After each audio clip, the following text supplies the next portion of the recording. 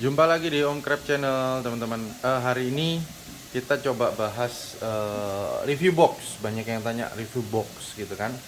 Eh, saya akan review box yang kita pakai. Yang kita ada dua ukuran, teman-teman. Jadi yang besar sama yang kecil. Nah, dengan dua sistem yang berbeda. Oke, saya coba dari yang besar dulu deh ya. Dari besar dulu. Jadi lebarnya box ini lebarnya itu 40 cm, teman-teman. Ya, lebarnya 40 cm, ke dalamnya atau ke belakangnya itu 36 cm. Nah, ini ada kepitingnya 500 gram up ya, cuman segitu doang. Nah, jadi masih luas. Makanya kenapa dibilang box ini mampu menampung sampai 1,5 kilo kepiting. Ya, karena memang space-nya masih luas banget, masih nyaman, keluar masukinnya, operasionalnya masih nyaman, teman-teman. Jadi kalau kita paksain ya di box kecil mungkin bisa masuk, tapi operasionalnya nanti akan susah, bersihinnya susah, keluarinnya juga susah mungkin itu. Jadi tetap ada plus minus ya, teman-teman ya. Nah, tingginya ini 16 cm, teman-teman. Tingginya 16 cm ya. Ini kurang lebih lah segitu ya. Jadi lebar 40, dalamnya 36, ke belakang tuh. Nah, tingginya 16 cm. Nah, ini sistemnya kita in out-nya satu-satu. Jadi satu box itu dapat air bersih masuknya satu, ya kan, sendiri maksudnya. Nah, out-nya itu di sana tuh. Keluarnya juga satu. Jadi satu masuk, satu keluar. Ini sistem yang besarnya kita, box besarnya ya.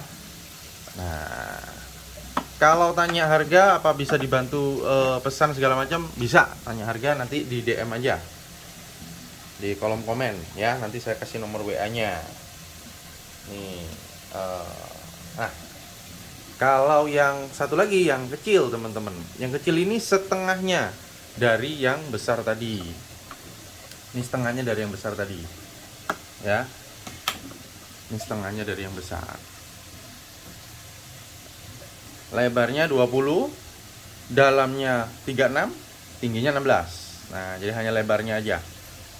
Jadi kalau mau disebelahkan dengan yang ini juga bisa, karena sama semua ukurannya.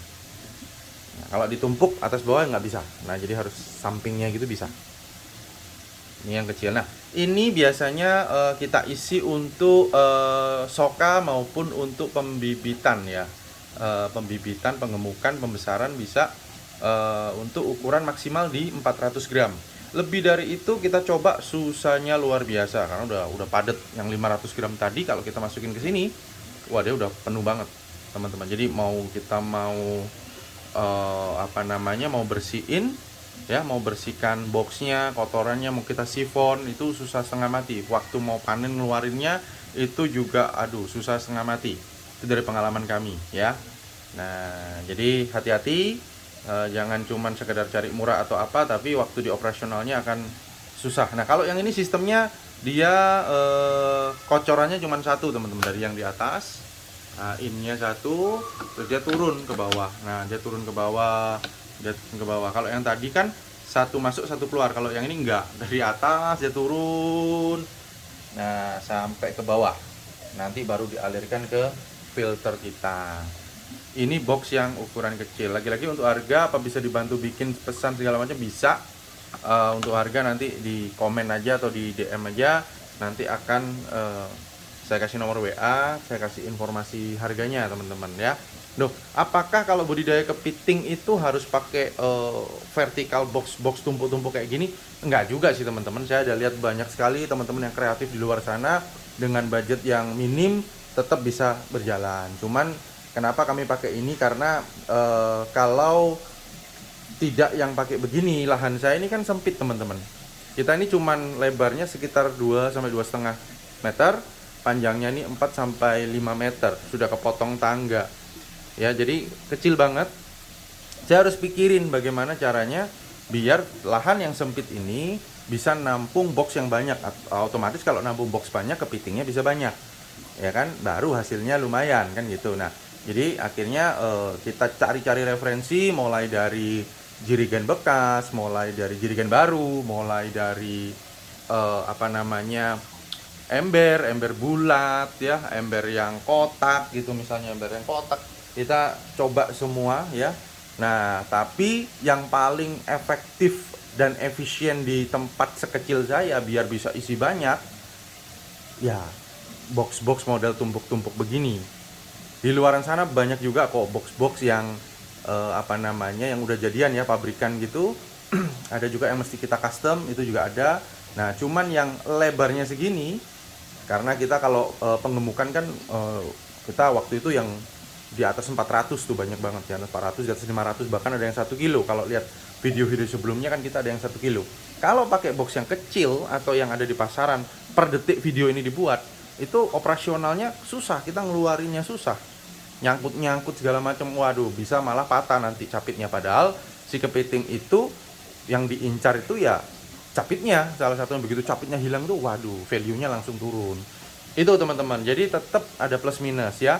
Nah, kalau dari sisi harga gimana? Ya mungkin kalau dibandingkan jirigen, ember dan segala macam, ya ini jauh di atas itu. Tapi kebetulan karena kita pengen memaksimalkan tempat, mau nggak mau, karena tempat saya nggak besar. Kecuali tempat saya besar, ya mungkin saya akan pakai ember, jirigen mungkin. Jadi ya paling panjang segini cuman isi berapa. Nah, sedangkan ini kan 98 bisa nih. Yang box besar saya ini 98. Bahkan ini masih bisa dinaikin lagi. Mungkin nambah 3 masih bisa nih, 3 lagi. Ya kan, berarti bisa 100 lebih. Hanya ukuran segini nih. Tepakan berapa ya? 40 cm ya, 36 sampai 40 cm kali sekitar 5 meter ya. Ini bisa 100 lebih box. Nah, kalau saya pakai ember, pakai baskom, yang pakai rak itu, nah itu kan mungkin tidak bisa sebanyak itu. Nah, kalau yang box kecil, lah ini malah segini doang. Ini kan kena tangga juga kan. Ini bisa muat 144 teman-teman, 144 box. 144 box. Bahkan ini masih bisa ditambah lagi sekitar 3 sampai 4. Cuman saya nggak tambah, masih belum. Nah, cuman resikonya kalau tinggi operasional susah teman-teman. Nah, ini kalau kita mau ngintip gitu harus pakai kursi atau tangga, memang susah. Ya resiko lahan yang sempit seperti saya ini ya harus mau susah, harus mau capek ya. Mau nggak mau saya harus ngakalin, nanti akan kita tambah karena memang kapasitas filter sama mesin kita harusnya masih mumpuni untuk bisa kita tambah lebih banyak lagi. Nah, karena konsepnya ya sama kayak kamar kos-kosan, makin banyak kamarnya ya potensi income, potensi penghasilan yang kita dapatkan itu juga bisa besar. Kalau kamarnya sedikit ya nggak bisa banyak hasilnya. Nah, makanya dengan lahan sempit, menurut saya konsep box, vertical box yang pakai box stack begini ini paling efektif karena nggak ada space kebuang. Seandainya saya pakai apa namanya, ember-ember begini, otomatis kan waktu saya bikin rak ya kan, otomatis harus ada jarak. Jadi misalnya begini nih.